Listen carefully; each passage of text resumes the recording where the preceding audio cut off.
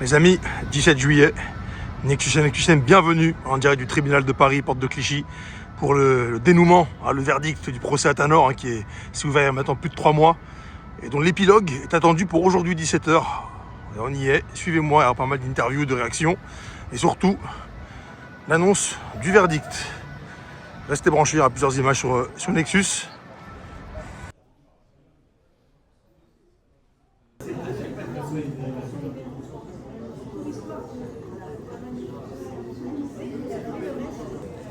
En 4K, faut que je dise.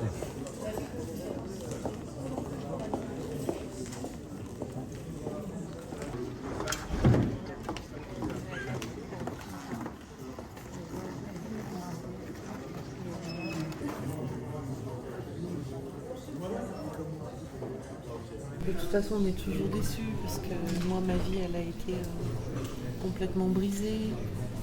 En plus, professionnellement, les associations pour lesquelles je travaillais m'ont mise dehors. Ensuite, j'ai eu un cancer, donc il n'y a rien qui peut réparer ça, en fait, finalement. J'ai une petite question, si ça vous dérange pas, juste, vous avez plus ou moins répondu, est-ce qu'on peut dire que justice a été rendue, ou pas du tout selon vous, et qu'est-ce que le verdict justement traduit de la justice française en général? Pour moi, c'est quand même pas très fort comme verdict. Ça aurait pu être beaucoup plus. Les peines d'ailleurs, et ça a été dit, auraient pu être plus importantes. Donc voilà, pour moi, c'est pas énorme et c'est vrai que moi, ça pose question sur quelque part, voilà, comment moi j'ai élevé mes enfants dans le respect de la loi, dans le respect du droit. Et j'ai vu leurs pleurs parce que quelque part, elles pensaient qu'un jour, effectivement, tout ça serait rendu en justice et je comprends quand elles me disent qu'elles se posent des questions.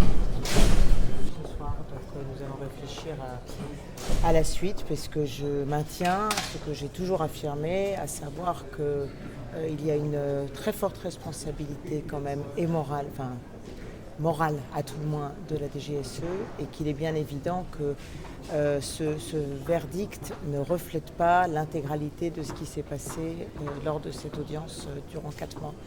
Donc voilà, nous allons voir ce qui se passe et si nous faisons appel ou pas, même si, encore une fois, la peine est bien inférieure aux réquisitions du parquet. On intègre que vos clients étaient de bonne foi, qu'ils pensaient qu'ils agissaient au service de l'État.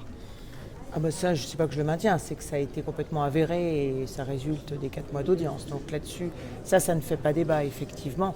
Après, il a évidemment sans doute été un peu idiot d'y croire, si ce n'est qu'il était dans un état où normalement il était en arrêt de travail, il n'aurait jamais dû travailler à ce moment-là et la DGSE n'aurait jamais dû le laisser avec une arme et sur le site. Donc c'est la raison pour laquelle je vous disais qu'il y a une responsabilité très très importante de la DGSE, évidemment. Est-ce que vous diriez que justice a été rendue selon vous, ou pas forcément?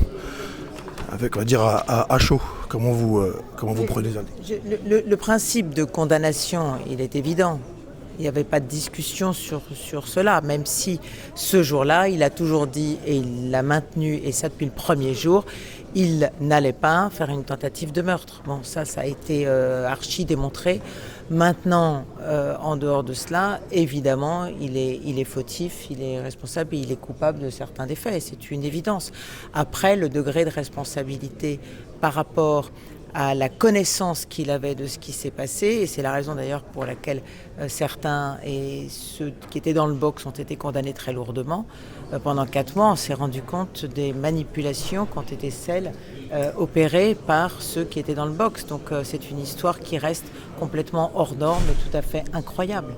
Voilà, il a été très naïf et c'est anormal qu'il y ait cru là-dessus, on est d'accord, il n'y a rien d'autre à ajouter. Merci. Merci. Tous ces gens qui veulent. Enfin, il y a quand même des acquittements. Il y en a eu un, Ouais. ouais.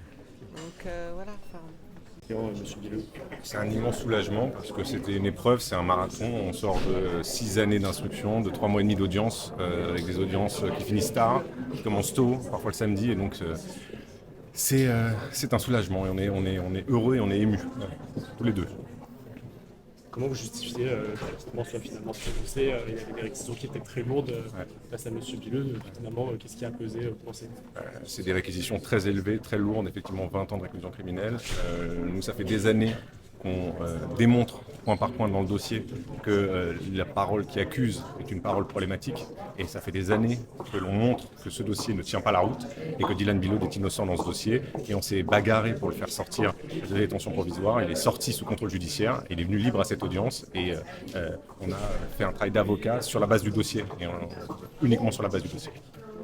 Quelle a été la réaction de votre client au moment du verdict? Vous pourrez décrire ce qui s'est passé dans la salle, ce que vous avez évoqué.